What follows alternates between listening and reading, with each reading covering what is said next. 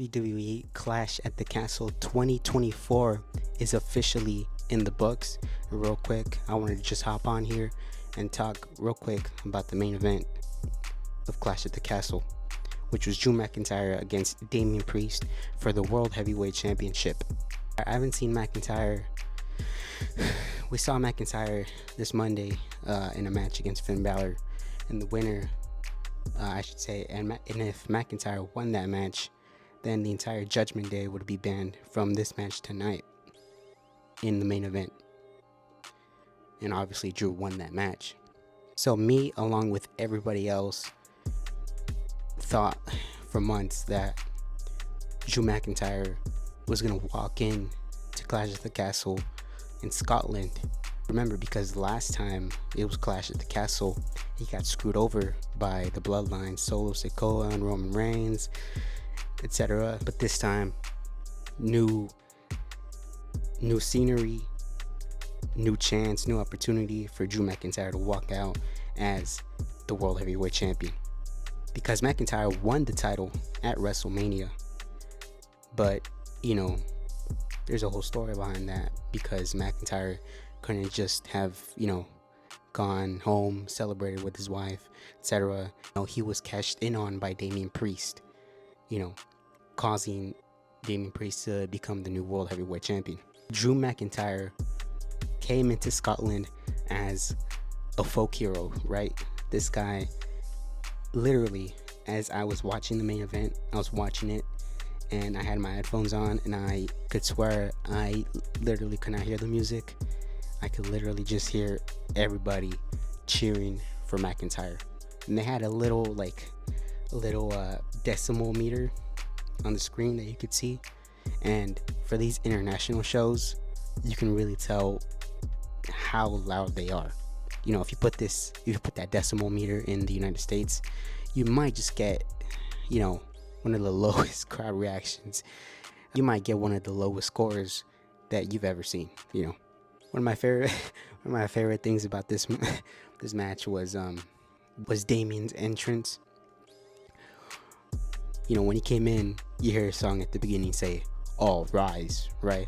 And immediately as you heard that, the entire crowd shat on it, was like, "No, get the fuck out of here." I found that humorous. I still go back to that tweet that McIntyre sent out of John Cena at One Night Stand in 2006, and he titled it "Damien Priest in Scotland without the aura." I just thought man, how hilarious is that? And the match is what you would expect out of these two, right? Two big guys, right?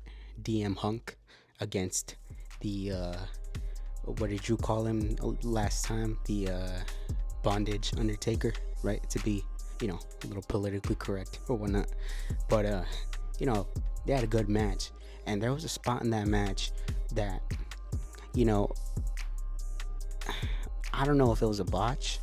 I don't know if it was or if it was planned, but it's a spot in that match where Damien Priest goes up to the second rope and is gonna do sort of like I think they call it a senton or something, kind of like a rolling flip out to Drew McIntyre, who's outside, right? But he gets caught up, and his leg kind of does this, weird catching up. It kind of reminded me of, I think it was Stone Cold Steve Austin at SummerSlam in '99, where he, kind of got caught up in the same sort of motion, right? And McIntyre is his character, literally, because at first the referee's trying to help him out, help Damien Priest untie himself, and he can't, for some reason. I guess it's not that strong. And then McIntyre comes in and says, "Well, I can't be him when he's tied up. I can't be the champion when he's tied up." Which, yes, absolutely. He's not just gonna leave him there like an idiot just to make Scotland laugh,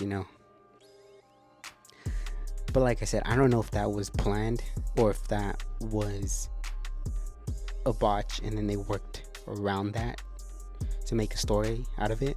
But whatever it was, I literally I was like you know, with Damien's, they were saying his ankle, right? His ankle was messed up, so it literally gave you the impression of, you know, Drew is gonna win this match, no doubt.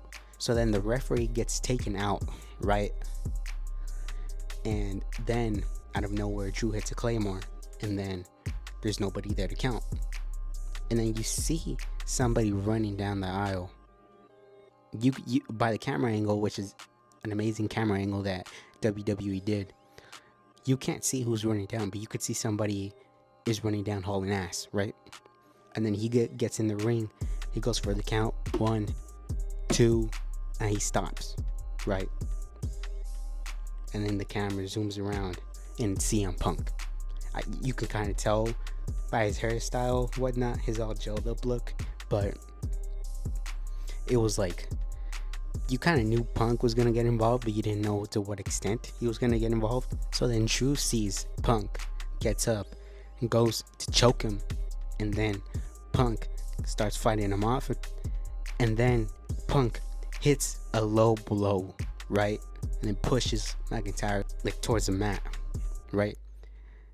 And to me, and then obviously Damien comes in, hits the South of Heaven chokeslam, cover, 1, 2, 3, retain, still the champ. And I feel that obviously Gunther became the king of the ring a couple weeks ago. So why would Drew win the title right now and then just lose to Gunther at SummerSlam, right? So I think they're gonna hold off of that for a little bit, and they're gonna feed Damien to Gunther. But as far as Punk and McIntyre goes, that's a sure money SummerSlam match, you know, sure money SummerSlam match. And what I was hearing was, you know, because the way CM Punk came in and kind of just fucked over Drew McIntyre makes you look at him as a heel, right? At least in Scotland, right? Like, he hits a low blow and then just kind of, you know, lets Drew lose this match. So I don't know if they're gonna do like, a double turn, because a double turn would be, if you're gonna do a double turn, there's only so many places you can do a double turn, but this works out great because now you can kind of understand Drew's logic. Before it was like, you know, it's kind of on the Bret Hart territory where he's crying, but now it's kind of like you kind of understand where he's coming from. But yeah, this match was great, you know, hands down. I am interested though to see where Punk and McIntyre head off to, but other than that, we will find out this Monday night. So that said, hope y'all having a good one. See y'all later. Remember to like, comment, subscribe, all that good stuff, and I am out.